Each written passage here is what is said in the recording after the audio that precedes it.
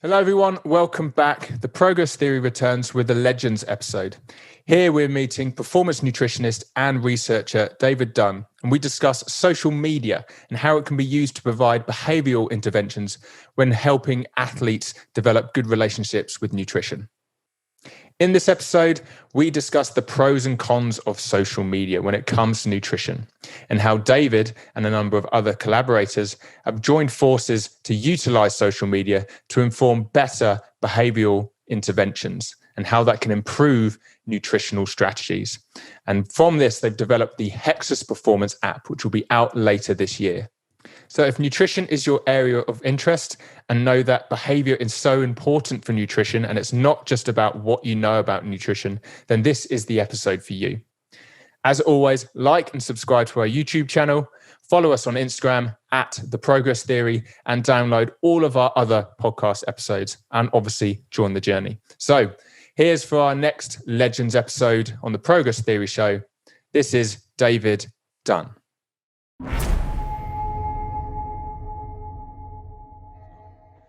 David, how are we? Good. Thanks for having me. Oh, not a problem. I've actually really wanted you on this podcast for quite some time.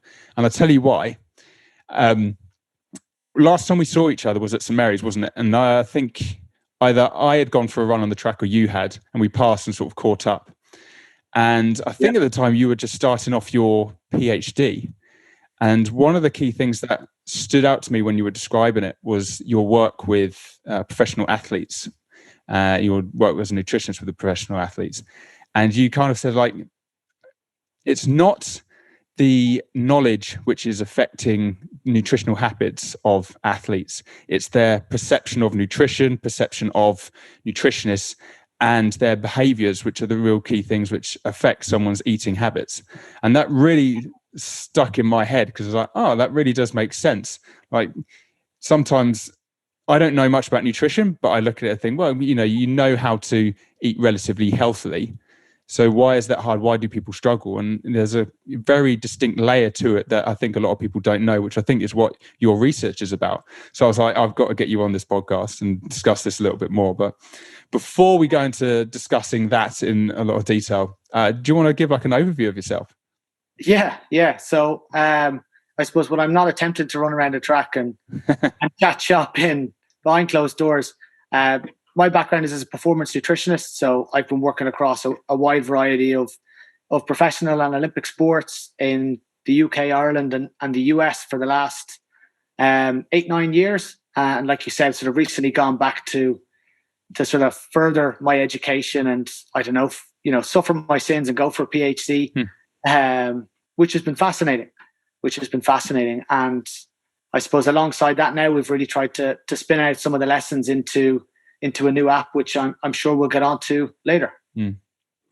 Yeah, definitely. We could, God, there's so many things to start off there. Shall we start off with your PhD? Because I kind of introduced, that was one of the interests. And I know when we've talked about it outside of the podcast, you've said how many different directions that the PhD's gone in. Do you want to give like an overview of where your PhD has gone? Because I know where it started, but I don't know where it's gone since. Yeah, sure. And I remember that conversation at the track, and it's because the conversation we had was very much around behaviors, and it is, most of us go through university and we'll get our degree, our undergraduate, our postgraduate, maybe PhD to go work in elite sport. And we've got this massive bank of knowledge, and it's very easy for us to go in, we'll do our presentations, we'll have our consultations, and we can improve someone's understanding. We can help somebody know what to do, when to do it, why they should do it, but it still doesn't mean they're going to do it. So knowledge doesn't necessarily translate to behavior that well at all. And one thing that really struck with me over the last few years as well is, on the flip side of that, somebody might not know what to do, but they could still do the right thing. Yeah. So I suppose from my perspective, the main driver behind going into, I suppose, taking on the PhD was I was fascinated that there was other things that were influencing athletes. And at the time, my original interest was around social media, because I think I started back in 2014, 2015 now. So chipping away at it part-time alongside the applied roles very slowly. But the initial observation was that you could nudge or move somebody in a direction in your absence, but also other people might still have an effect on that. So I think the original motivation for me really was to start to understand what impact these digital technologies were having. Why were some of them having this drag along effect where somebody would see something, then they'd want to do it, even though they knew what to do before it. And I think over the last few years, and like I said, where it started, where it's got to, what started really looking at social media and digital technology, it's kind of broadened a little bit that social media wasn't necessarily the thing that was controlling the impact. It was really the delivery of these behavioral interventions and how behavioral interventions are designed, developed, and delivered to actually target behaviors. Now, they can be delivered through social media or another app, or multiple technologies or in person as well. So the way the PhD has kind of led me has kind of gone from that initial stage of trying to understand what practitioners were doing and how athletes were perceiving that, to then starting to understand how to build and deploy, I suppose, large scale behavior systems with a data science approach. Because I think the other thing there is, now that we have this technology available to us, it doesn't make sense for us not to use it. We as practitioners can make our delivery of interventions scalable, and we can make it continuous through technology. Now, we might not be able to make it human, but I think that's where humans and computers probably need to start to learn to work together in this sort of hybrid coaching capacity. But we'll see where that goes over the next few years. But yeah, certainly at the start, it was very much delving into social media and how it was being used by practitioners. And I mean, that was really interesting because it was like this ground up approach where, because these new technologies were available, practitioners had just adopted it. It was like natural. I now deliver some of my service through, at the time it was, Facebook groups, then it went to Instagram a little bit, and then back to WhatsApp. And I think we had a good number out of all the nutritionists that we got, and there was about 44 who were working at the highest level of elite sport in the UK. I think there was like an 89% adoption rate. And of that 89%, like 97% of those reported it as being effective. But then when we tried to sort of find out why was it effective, people didn't know how to measure effectiveness. So there was this big gulf between what are we actually doing digitally, or are we just slapping mud at a wall, seeing what sticks, and we know social media is popular, so we'll deliver through that. So that was fascinating. Fascinating to get some qualitative insights from practitioners, and since then we've really tried to dig into that a little bit more to build solutions that will actually help practitioners in this space, because there is only so much time in the day. And the amount of time that we spend stuck behind a computer building resources to do follow-ups for a certain player or a certain athlete, that could be time spent with another athlete, actually building a relationship, getting to know them, building that trust, and actually being a little bit more human. So I think where my head has started to go with the research from what I'm seeing is, with the way the world is now, like, can humans be really good at being human, especially in that practitioner sense? And can we integrate and sort of optimize that integration of technology to support some of the more algorithmic based tasks in our day? Okay. Out of that 97% that said that they've had real positive experiences or effectiveness with the use of social media, was that their perception that it was successful? So they didn't really know how to measure effectiveness, but the nutritionist perceived what they did on social media to be effective, and 97% said yes. Exactly. So it was purely subjective, purely qualitative. Yeah. And I think that was really interesting, because we started to follow up, and we went through a thematic analysis of the various interviews. And what we also found was that practitioners actually lacked behavior change training. So even though they said that was being effective, the intervention wasn't necessarily being quantified. And actually, when it came to understanding what they were delivering, there was a fundamental lack of theoretical practice to design and deliver behavioral interventions digitally. But everyone was super open and interested to know more. And I think that's something we've seen over the last few years as performance nutrition is starting to catch up a little bit in the behavioral science space. So myself doing a PhD, and there's other people like Daniel Martin up at Liverpool, John Moores, who's done a great job on his work in jockeys. Megan Bentley up at Leeds Beckett as well has done some great work. And I know Lauren Delaney is now starting a PhD as well, starting to explore these topic areas. So we're gradually starting to build up, a bank of us who are adding to that evidence base. But I think for me, that was the real positive was that you have a group of practitioners who they're not afraid to adopt new technologies. So they were quite agnostic. They were willing to identify ways to improve practice, but also willing to put their hand up and say, look, I don't know how to get the most out of this. And I think that's the job of that research now, is to highlight that there's an opportunity there that it could be addressed at, a sort of a CPD level. It could be addressed at university level. But there's certainly an appreciation now that being a practitioner or a nutritionist, you need to know more than the knowledge itself. Because when it comes to the delivery of that interventions, we know for a behavior to occur, that individual needs the capability, the opportunity, and the motivation.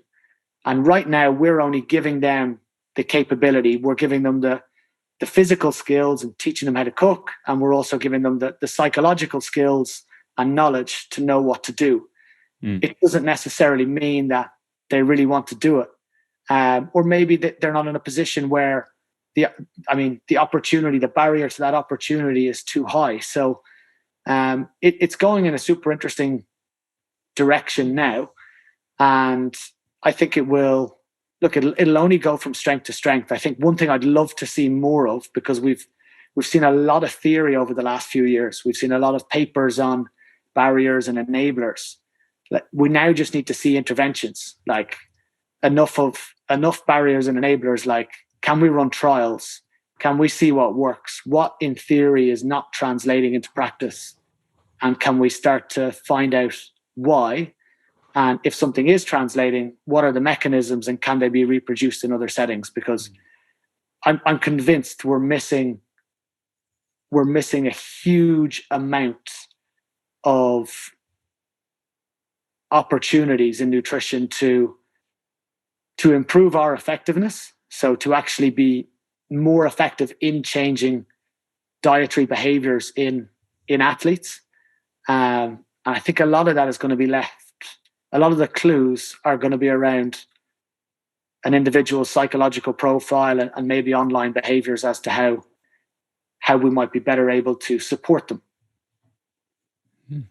It really does sound like there's a cultural shift happening. Yeah. Cultural shift, bandwagon. Yeah. Well, based on what you were saying about the population that you interviewed for this particular study, you said 44, and they were like the top sports nutritionists or performance nutritionists in the UK. So they must have developed their service delivery and their habits based on years of practice. And then all of a sudden they realize, actually, we're missing a certain skill set here, which is moving into more of the behavioral space. And it almost feels like yourself and the researchers that you've mentioned are leading that cultural shift and into this space. And it's going to bring about a new revolution with nutrition, especially performance nutrition.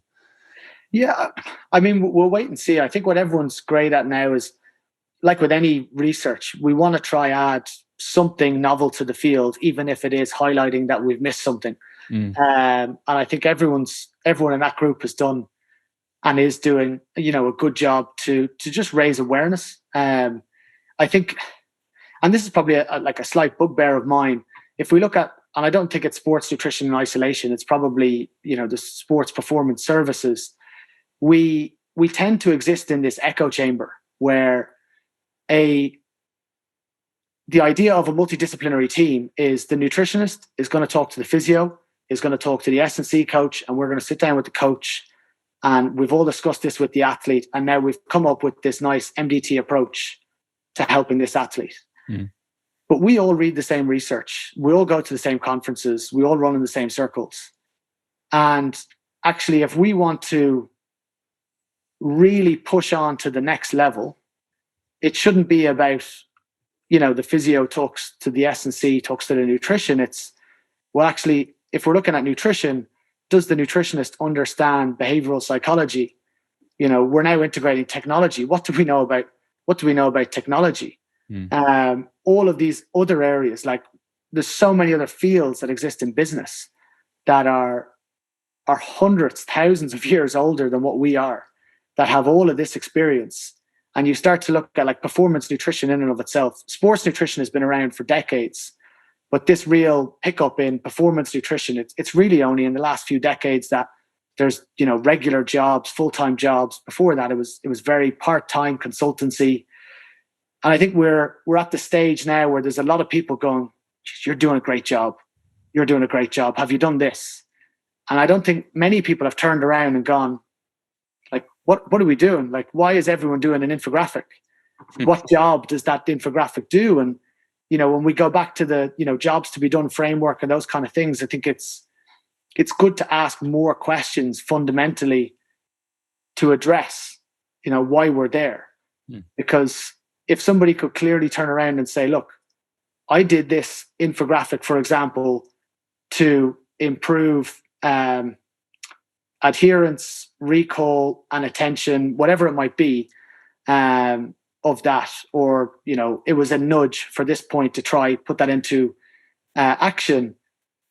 But a lot of people were producing a lot of material or doing a lot of work to tick a box, and I don't think that's optimal moving forward. And I think now that there's an awareness, at least we can start to say, well, what actually are we doing? Because if Joe and Mary know exactly how much protein they should be eating, they know exactly what foods they get it from, how it should be distributed, where to buy it, how to cook it, and they turn around and say, I'm not doing it. Like, there is something missing, and it's, that motivation piece, that opportunity piece, they're all to be delved into now. And I think we're going to pick up signals. We're not going to just go from here to here and make that big jump. I think it's just going to be a consistent effort in the field now to look at it more.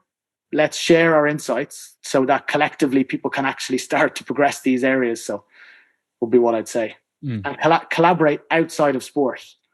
If somebody can go into KPMG and learn new lessons about, other areas, great. If somebody can go into anywhere else, any other fields, like we have to be open to bringing in other lessons from other independent experts, not just our echo chamber. Based on what you currently know, based on the awareness that's being presented at the moment, what does a behavioural intervention look like? Because you listed a number of different social media platforms like WhatsApp, Facebook groups, Instagram. Yeah. So how are these utilised to perform a behavioural intervention based on our current knowledge of this particular area and our current knowledge of using technology? Sure. So I think when we look at any platform, a platform is really a mode of delivery. It's nothing more, it's nothing less. The fact that people have their phones on them 24/7, it gives us access to deliver part of that intervention. And it gives us pretty much 24/7 access, because you're on WhatsApp, you get that little notification, that little red dot. You want to get rid of it. And we also know, if we look at Lav and Wenger's situated learning theory, we know that, behaviors are better to learn in the environment that behavior will actually take place, or more likely to learn a behavior when we learn it. So, for example, if I was to learn to cook at home, it's probably better for me longer term than if I was to learn just going into a classroom and we all go to, and sit down, because I know where things are, I'll be able to replicate. Okay. So in terms of the lockdown, that presents some opportunities. Do your, your Zoom cooking classes, etc. But the platforms themselves are purely delivery. If we actually take a step back in terms of a behavioral intervention, I think the fundamental first point, and probably a point that's missed, is defining the behavior that you're actually trying to target. So that's where a behavioral intervention has to start. And eating better is not a behavior. Sleeping more is not a behavior. It has to be specific to a context, and we should really try to define it in as much detail as possible. So, for example, if I say I want to improve my hydration, well, I need to look at that as a series of behaviors. Is it having a 500 ml glass of water first thing in the morning as soon as I wake up? So having a large glass of water upon waking, we could say, well, that is a behavior. Is that person doing that? Someone brushing their teeth first thing in the morning. So the start very much has to be on identifying a behavior and trying to specify it in as much detail as possible. Once we've done that, then we need to try understand it. So what are the other things that could impact that behavior? So, for example, if we go with, let's use that example of having a glass of water first thing in the morning. When somebody wakes up, it could be that they're in a, let's say they're in a halls of residence and there's a communal kitchen and now they have to go. That might be something that might limit them from going there. It might be that they're usually in a rush and they go out the doors first thing. They don't even go to the kitchen. There could be multiple factors, but we need to understand, what, where, when, how, why. And once we have that, then we can start to use the theoretical tools to then build out the intervention. So we'll start to understand, in terms of capability, opportunity, and motivation, we'll do a behavioral analysis. What level of physical and psychological capability do they need? So what skills do they need? What knowledge do they need, etc. We'll look at their levels of opportunity, so both social and physical. So do they have what they need to have in their house or wherever it needs to be? Are they in a bad friend group that says that this is not the cool thing to do and you shouldn't do it, that might be influencing them or limiting them? And do they actually have any motivation? So both automatic and reflective. So when they wake up, what are their automatic processes? And then in terms of reflective, when they think about it, are they then motivated enough to do X over Y? And once we start to understand what's needed, maybe what's missing, then we can start to map those, the results of that behavioral analysis across onto some intervention functions. So for example, if somebody doesn't know what to do, we might then deliver an education-based intervention. However, if somebody doesn't have the motivation, maybe we need to persuade them and coerce them. So we might look at different ways, or it might be that we deliver a modeling intervention.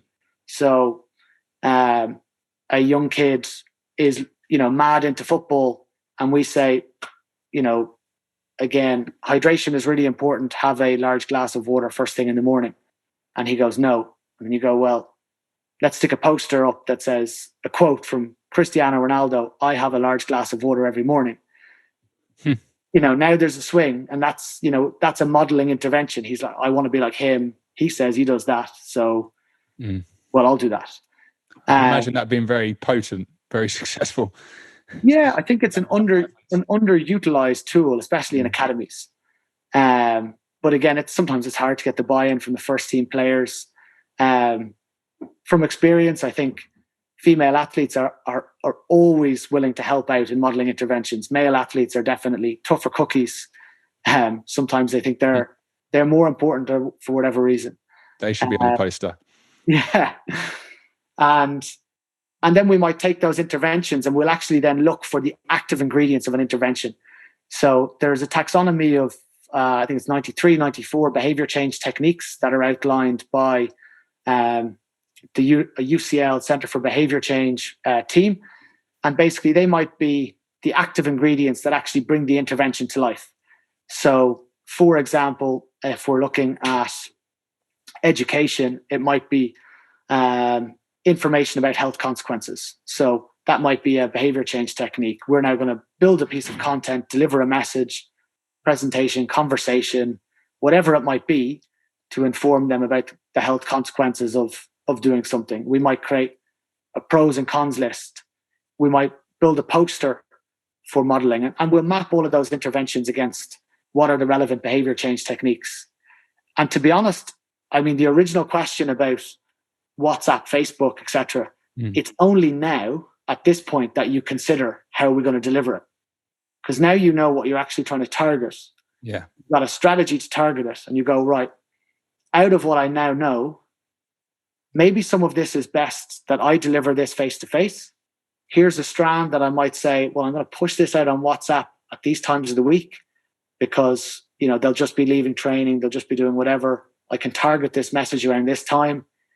And instead of sending a message about why they should do it, I'm just going to send, you know, a motivational poster image that's trying to persuade them or create that modeling-based intervention. So I think that's where, I mean, this stuff is really interesting now because people don't know in nutrition the effectiveness of these different metrics. We just know that, well, if I give you the information, you should do it.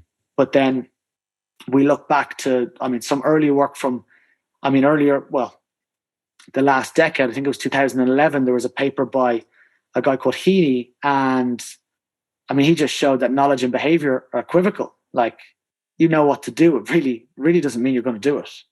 And that there's a lot more with this interplay.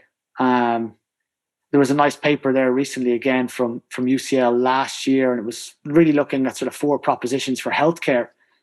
And they kind of highlight that, like, even motivation in and of itself, you know, over 400 days, it's going to change 400 times, can change 400 times. So really the interesting thing for me now is like, there's like, it's so dynamic. Something can happen that just changes everything in that day. You could, when I go to have a consultation with somebody, they could be having a good day, they could be having a bad day. It's up to my practitioner skills to be able to bring them around and engage them and take that conversation or guide that conversation where it needs to go. But if we want to deliver these things at a scalable and continuous level, I think that's where now we need to consider technology beyond just the delivery of the intervention, but actually how it can help us learn more about them to tune for that individual as well and help us personalize a little bit more. It sounds like there's so many different things to consider that it's almost imperative that this is done on a one-to-one basis. So do you work within groups as well? And have you found when you do work in groups, you're not able to get to find this information from the athlete and then the intervention isn't as successful? Yeah, it's a great question. I think the reality of it is you can't do this on a one-to-one level if you're working with 50 athletes. I mean, you could spend the whole year just setting things up. So I think if we look at, I suppose, the original research on this, so it was a paper based in 2011, put forward a model called the behavior change wheel, and at the core of that wheel sits a behavior system called the COM-B model. That was originally brought out for behavioral interventions, really on a national scale as well, looking at governmental policy and how we might help influence the public to make better decisions, as well as how we might, you know, help people stop smoking through apps and technology, etc. So I think it has to be done on a, you know, when I say it has to be considered at whatever level time you have available. Because if you have a group, there might be common things that are a problem within the group. So for example, at a sports organization, you might identify that there's a big barrier in terms of opportunity. Maybe you could set up the training ground to have a better flow, to make it easier for people to make a good decision over a bad decision. And that could have a big effect on a number of people. You know, some of the motivational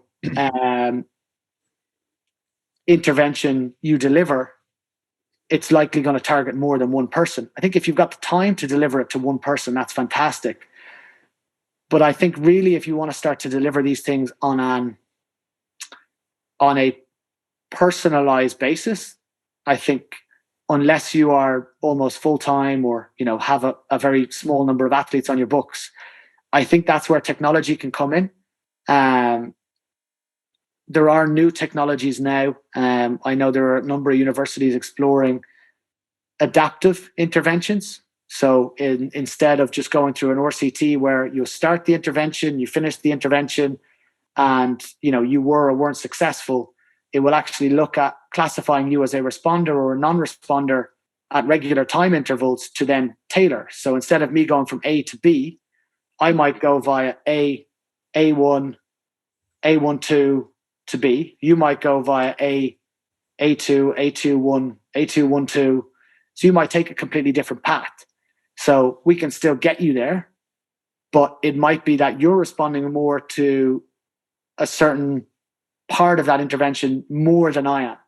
You might need more human than me, or the other way around, whatever it might be. So there's lots of different things. And I think if we look at adaptive interventions, I think there are Duke NUS over in Singapore. And look, on a personal level, I've been really fortunate to work alongside a very talented researcher, a girl called Xiaoxi Yan, who's doing her PhD in adaptive design in biostatistics over in Duke. And she's helped me with, my PhD and the intervention design there. And it's really opened my eyes up to what tech can do, when it's structured well. And I think that's like part one. I think what we're starting to see theoretically now, and I'm sure we'll start to see more of these interventions over the next few years, are something called just-in-time adaptive interventions. Again, Duke are really starting to get their teeth into them now, which is great. And I know there's a university over in the US as well.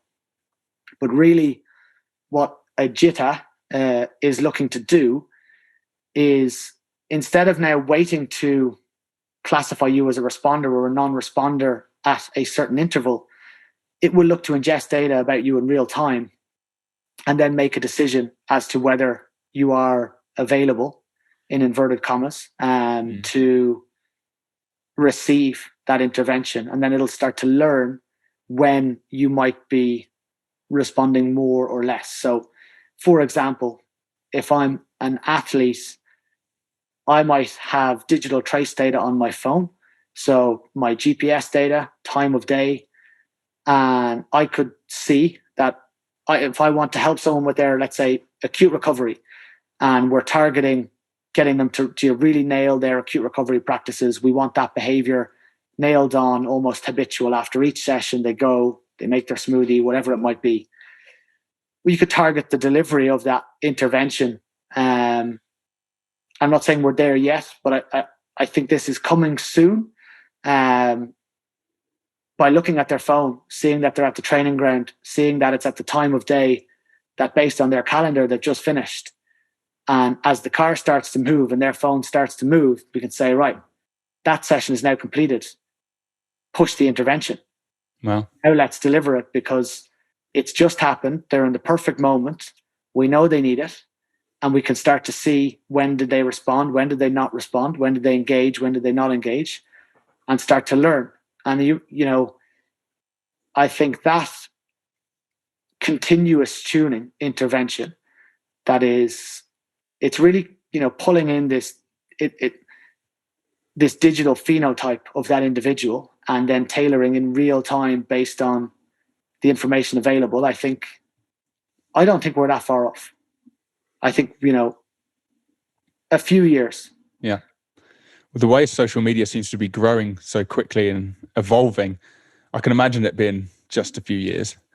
So they're creating apps almost to the point, for the example that you gave, if it's picking up that the car's moving, he or she had now finished the session, so it needs to have a certain amount of information to get him to do what you want to do.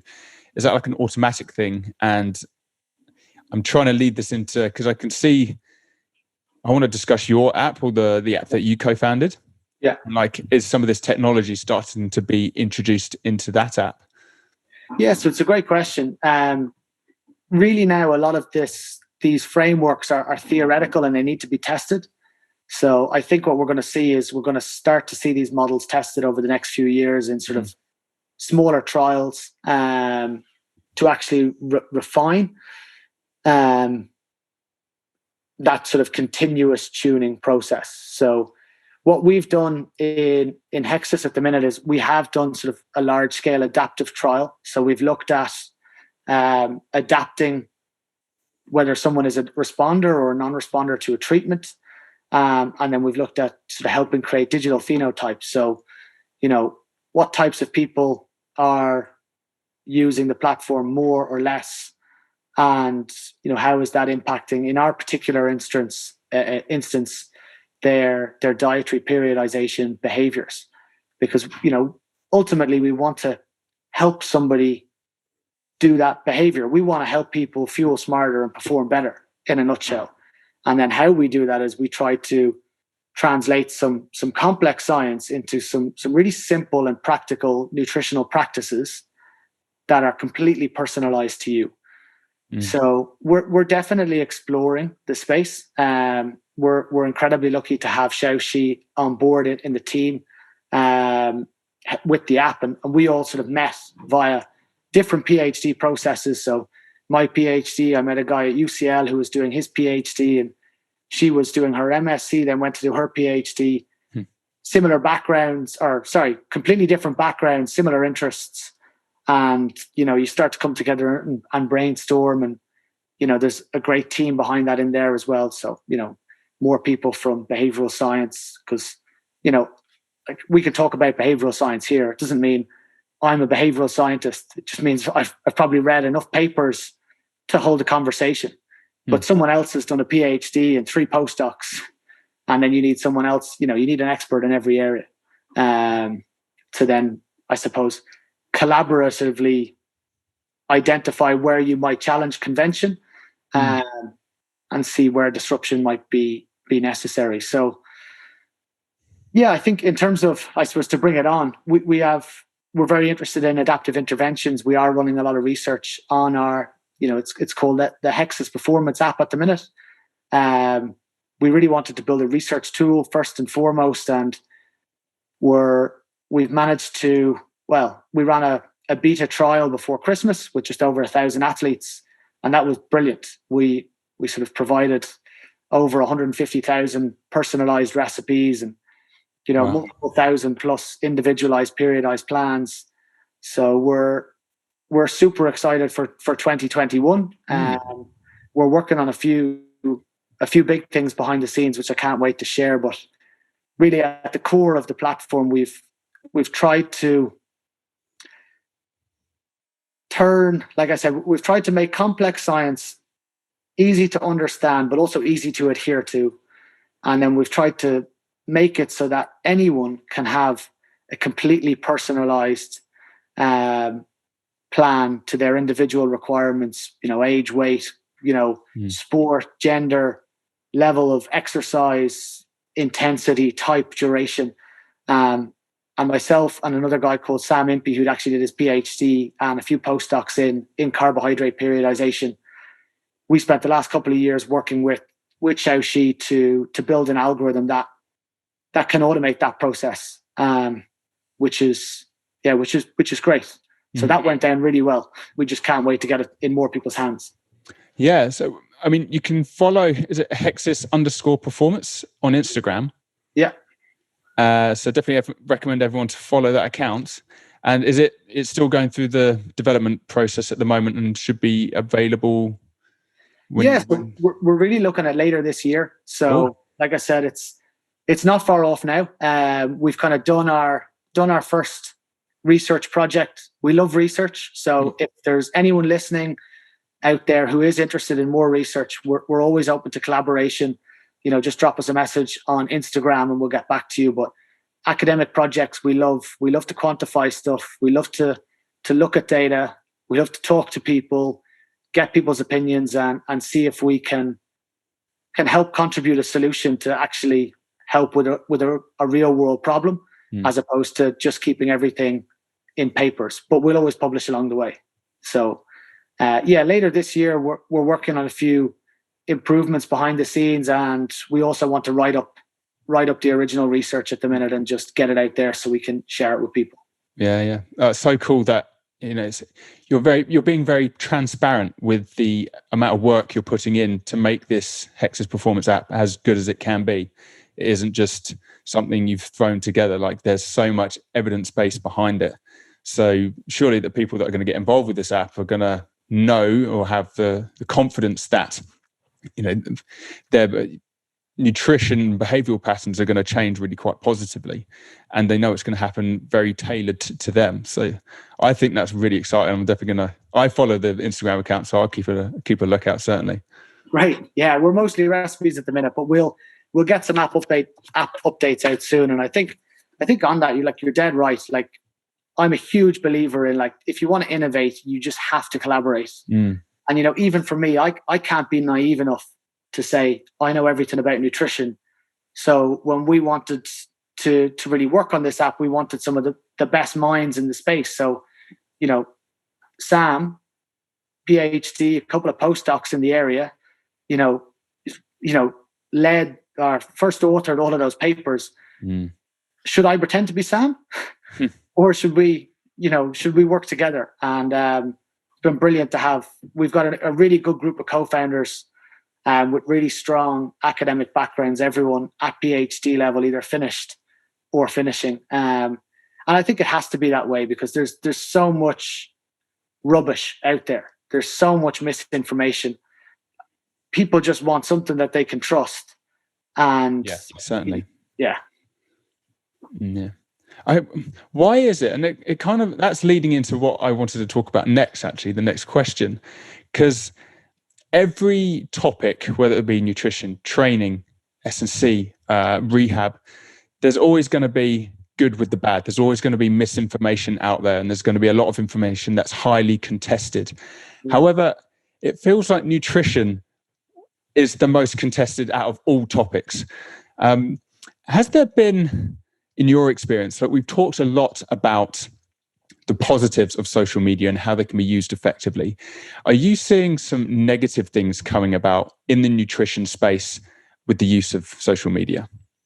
Yeah, good question. I think, like you said, good with the bad everywhere. Nutrition happens to be one of those spaces where anyone that's done a weekend course thinks they're a nutritionist, and because they lost, 5 kilos, they now think they're qualified to give advice. But 100%. I think if we look at the way, for example, Instagram will work, they will have their own algorithms to design your feed and tailor your feed to what they want it to be for advertising or engagement reasons. And, they're quite addictive apps. Now, what we've seen with social media is because they know your interests, because they know what you like. So let's say it's healthy eating, for example. They'll show you more people that you're more interested in who share the same ideologies as you. So next time you log in, you'll see lots of people that, eat kale and quinoa, and they don't eat certain foods, and they'll only do X, Y, or Z. And basically what you start to get is a skewed sense of reality. So what you'll find is that social media can lead to a disillusioned idea of what is normal. So people's idea of normal could be more based on their feed as opposed to what they see in real life, because the 1,000 accounts that they follow all do, what they want, what they think they want to do, and then they think they should be doing what they want to do. What they don't realize is that's been carefully curated for them to drive engagement, maybe sell products, promote ads. And I think that's just one thing for people to take with a pinch of salt. There is a little bit of research specifically on eating. A girl called Pixie Turner and Carmen Lefevre-Lewis, who's actually, one of the co-founders on Hexis. They looked at, during some of Pixie's work, the impact of social media, specifically Instagram, on orthorexia. So this, I suppose, what would you call it? Like obsessive healthy eating in inverted commas. Don't eat this, only eat whatever it might be. And it did have a big impact. it is changing people's perception of normality, and it is having these knock-on effects on. I wouldn't always call them eating disorders, but I would certainly call it a lot of people disordered eating. So I think that's just one thing for people to, like, when they are going through their social media, a practical tip, just really sort of check in on, the types of people that you follow. And if you find you're following a lot of the same people, it doesn't mean that how they behave is normal or how they behave is ideal. It's just how they behave based on whoever's paying them enough money to promote whatever product they're trying to sell or whatever way they're trying to eat.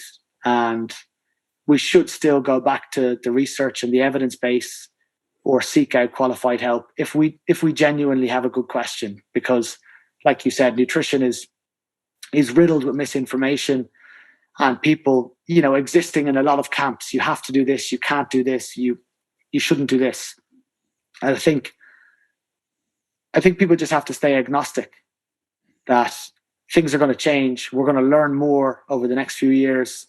What we believe now will likely evolve. We look at, the carbohydrate camp, however many years ago, we need to eat high carbs the whole time. It helps performance, to then flip to say people should be keto.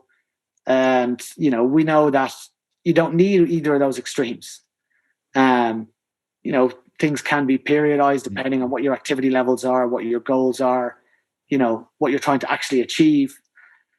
So, I think it'll be an interesting space to watch over the next few years, but also interested to see what happens when it actually comes to, will those social media platforms start to get regulated? Because, everyone's seeing what's happened Zuckerberg over in America, and you don't want to be in that situation. That's like, when you see someone who runs a company that powerful in that situation and you use their product every day, you should start, to wonder, did they have your best interest at heart, or, do you make the money? So.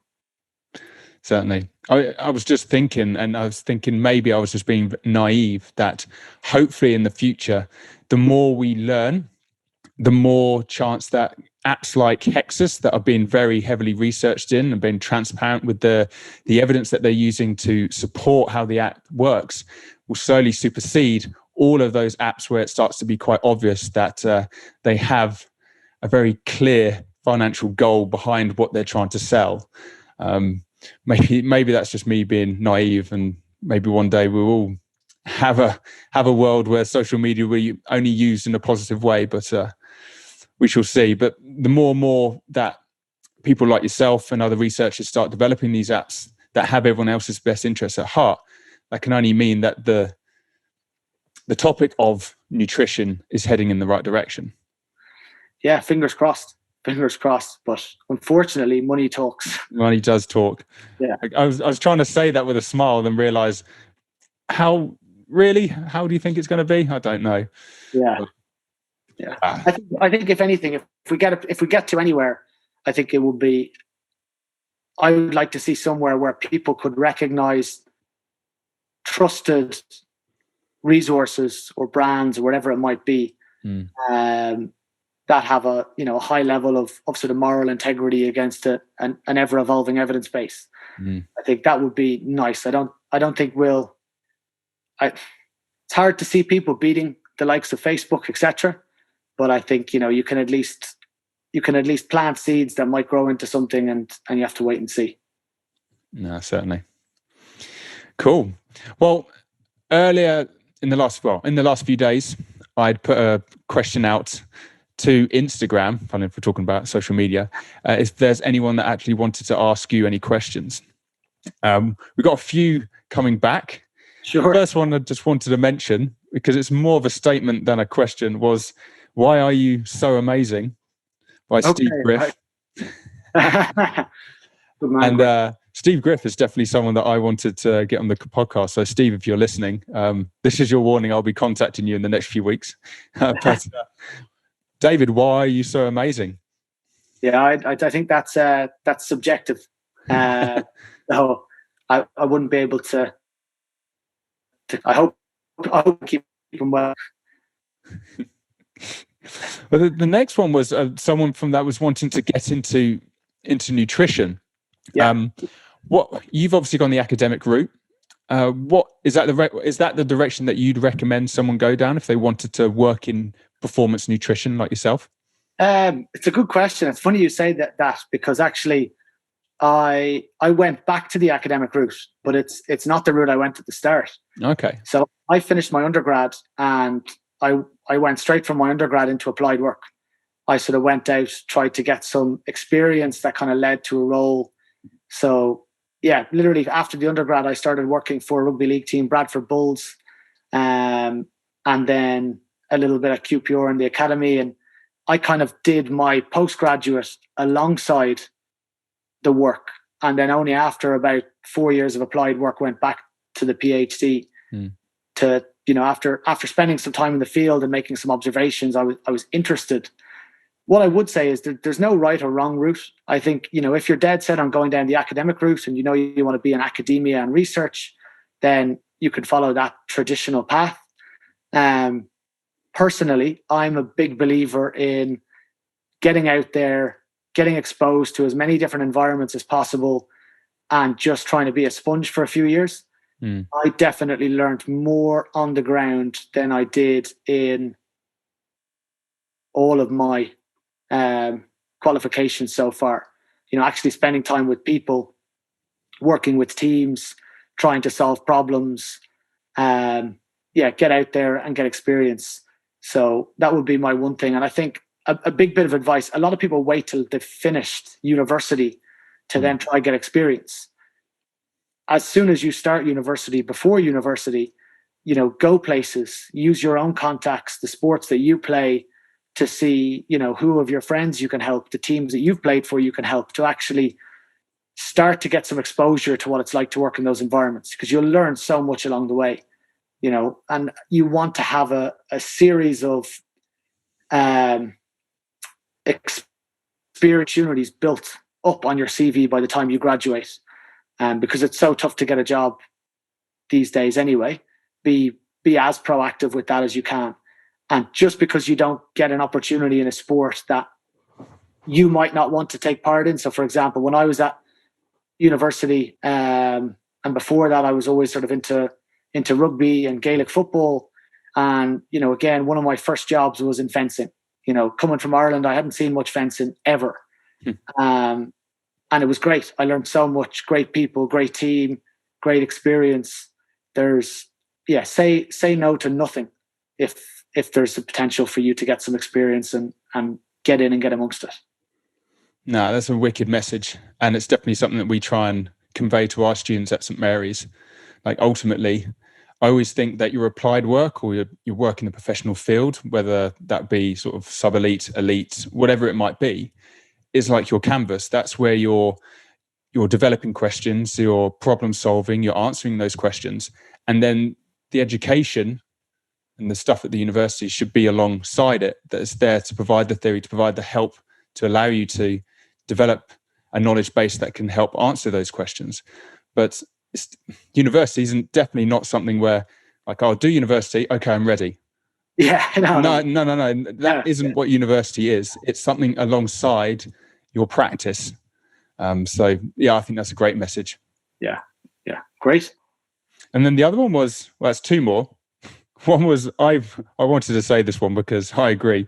Is tagliatelle the ultimate performance food?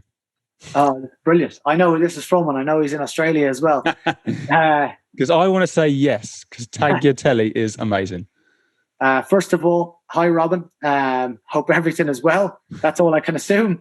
There's a good story behind that, but I'll save that one for another day.